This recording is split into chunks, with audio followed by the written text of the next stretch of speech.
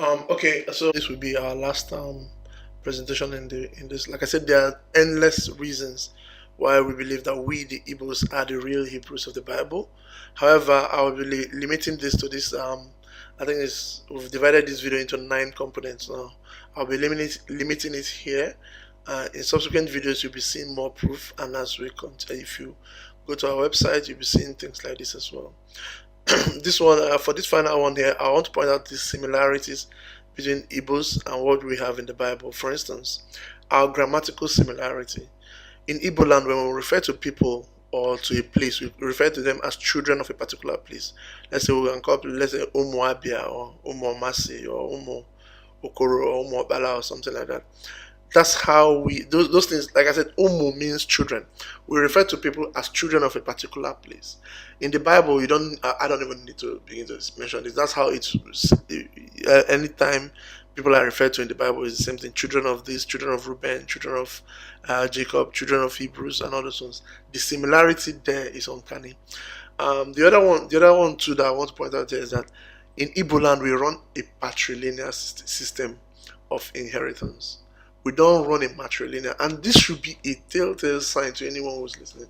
I mean, the Jewish people claim to be the Hebrews. They run a matrilineal system. I mean, I don't really get it. They run a matrilineal system. What that means is that your father can come from the moon, as long as your mother is Jewish, you are Jewish. But the Bible, that's not how it is in the Bible. For instance, the mother of Ephraim and Manasseh, she's an Egyptian woman. But Ephraim and Manasseh were Hebrews because they run a patrilineal system. And that's the way it is in Igbo land. In Igbo land, we run a patrilineal system. Your mother can come from anywhere, but as long as your father is Igbo, you are Igbo. That's the way we do it in Igbo land. And this, let me just end with this. In Igbo land, if you have listened to anybody tell you Igbo folklore, we have a lot of folklore, most of them involving tortoise for some reason. But whenever we describe somebody who has gone a long distance, traveled a long distance, we usually use the word diagonasa, dambilinasa. What that means is across 7 rivers and 7 fields. We always say that, let's say you want to talk about, oh, I traveled such a long distance. You say, I went across 7 rivers and 7 plains. And most people will not understand. Most Igbos have heard this, have listened to stories, and they have heard this being used. But they will not understand that this is actually in scripture. Let's go to the book of Enoch, chapter 77. When Enoch was describing his journey across the world, he used those same words, across 7 rivers and 7 plains. That's exactly what Enoch used. Across 7 rivers and 7 plains.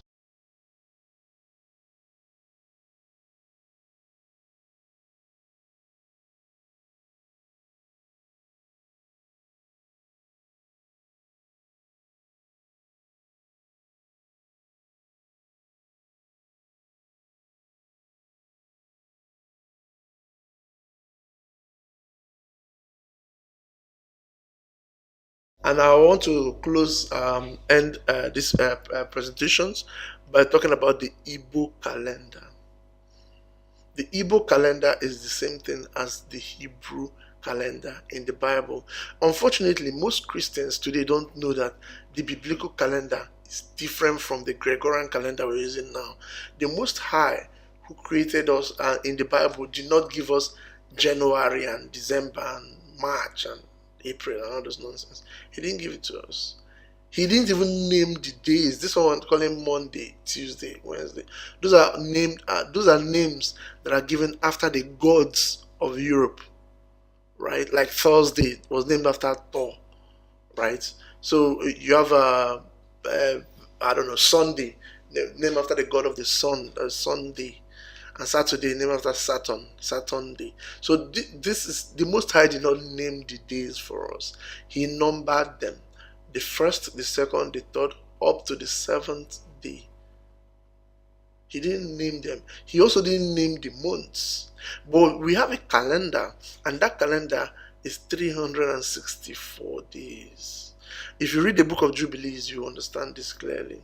Now, if you follow the Igbo calendar, it matches perfectly to the biblical calendar. And we'll be showing this in later video. We'll go through the calendar proper and how people should follow it. You cannot worship God. Let me make this very clear right now. You cannot worship the God of the Bible without understanding his calendar. You cannot. Because number one, you're going to miss the feasts, the Sabbaths, the different days that he has set aside.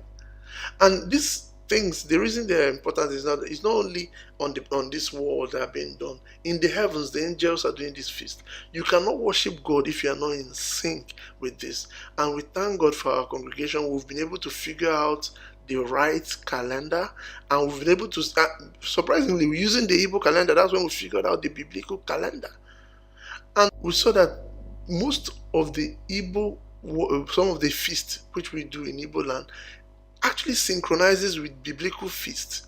Unfortunately, and I've mentioned this a number of times, unfortunately, most of those feasts are now being done to idols, but they are carryover from biblical practices. There's one particular feast I was told that they usually do for about a week, only to find out that it usually falls within the time that the Passover is being done. So I won't go into the feast. I won't go into the calendar proper here. I'll just talk about how it just suffices to note that the Igbo calendar, as we know it, is in sync with the biblical calendar. And in our subsequent presentations, we're going to be showing people the biblical calendar and how to follow. Like I mentioned, you can't worship God without knowing his calendar. You can't do that. You just can't. So these are our proof. We've been able to show you here that the Igbo people in southeastern Nigeria, they are the real Hebrews of the Bible. They meet the prophecies in the Bible. They are the ones that were sold to slavery. Majority of the slaves sold were Igbos. If you listen to some some music and everything from Jamaica, you'll be hearing Igbo word.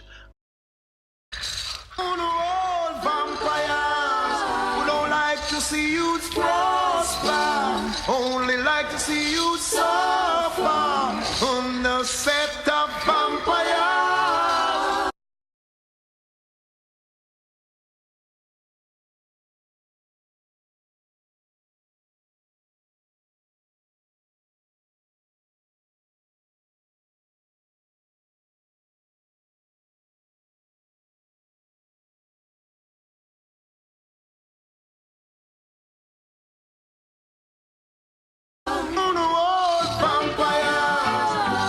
Trod upon creation with your bloody meditation on the set of vampires, on the fight against awfulness, on the fight against. I also showed you the Igbo landing that it's still remembered to this very day in Georgia, where the Igbos that went there, were the slaves there, actually drowned themselves because they don't want to be slaves in a foreign land.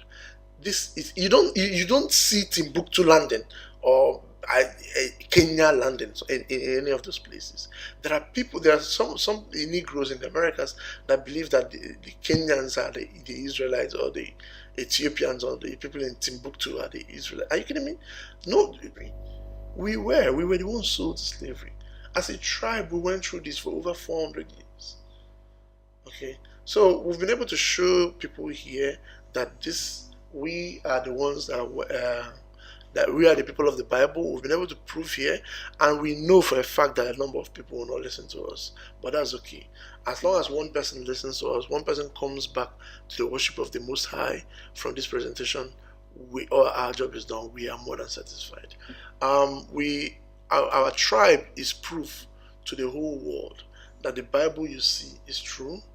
And most people have been deceived by, I don't know, David Icke or any of those frauds on the internet that are deceiving people. That the Bible is, was invented and all those stuff. The Bible is not invented.